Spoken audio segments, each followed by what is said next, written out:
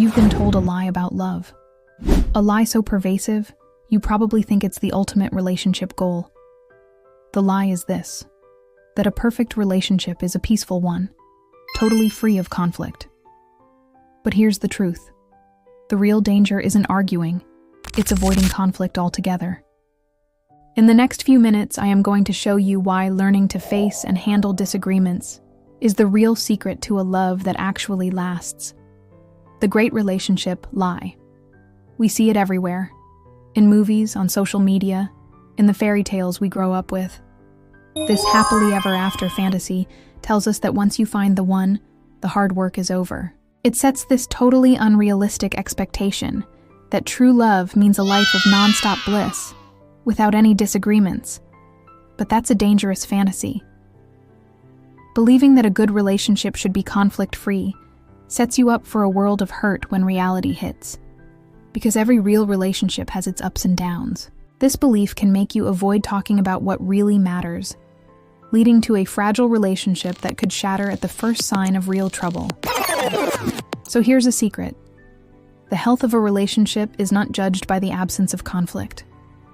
It's judged by how you handle it. Let's start taking apart the myths that are setting your relationship up to fail. A healthy relationship is a peaceful relationship. What if I told you that a complete lack of conflict is often a sign of avoidance, not harmony? For many couples, silence doesn't mean peace. It means issues are being ignored. Now, some highly satisfied couples might genuinely have fewer arguments because they're great communicators, not because they're avoiding things. But for most of us, never disagreeing is a red flag. Conflict is not only natural, it's necessary for a relationship to grow. Think about it. A disagreement is just a signal. It tells you that something needs your attention, that a change is needed. It proves you're two different people trying to build one life together. If your lives weren't intertwined, what would there be to argue about? Avoiding these conversations doesn't make the problems disappear. It just shoves them under the rug, where they fester and turn into resentment. The goal isn't to stop fighting. It's to learn how to fight in a way that's constructive, respectful, and maybe even brings you closer.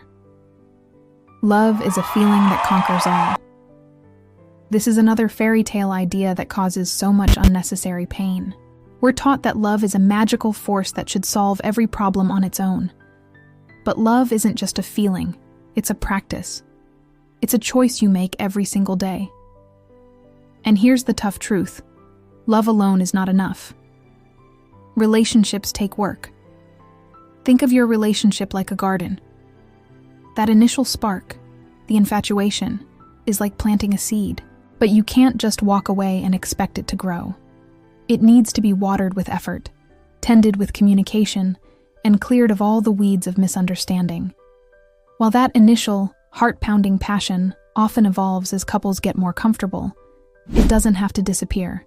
Lasting love is co-created through mutual effort, compromise, and the choice to show up even when it's hard, long after the win love. Butterflies have settled.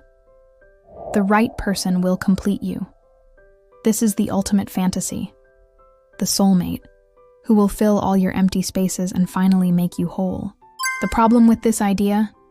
It puts all the pressure for your happiness onto someone else's shoulders. Here is a better way to think about it. A healthy relationship is made of two whole people who choose to share their journey. It's not about finding someone to fill your cup. It's about learning to fill your own, and then sharing that fullness with a partner who's also working on themselves. Your life wasn't incomplete before them, and it wouldn't be incomplete without them. Expecting your partner to be your everything, your best friend, your therapist, your entire social life, is a recipe for disappointment. Great relationships happen when both people take responsibility for their own well-being, and then give to each other from a place of want, not a place of need. So, the belief that dooms relationships isn't the presence of conflict. It's the fantasy that a good relationship should have none. Real love is messy. It's not about finding a perfect person and floating away on a cloud of bliss.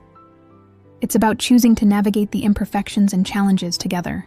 In fact, research shows the happiest couples don't necessarily avoid arguments. They just get really good at handling them. They see conflict not as a threat, but as an opportunity to get stronger, to understand each other better, and to deepen their connection. The goal isn't a conflict-free relationship. The goal is to get so good at communicating and repairing things with respect that disagreements no longer feel like a battle, but just another way to grow closer. That's the kind of love that lasts.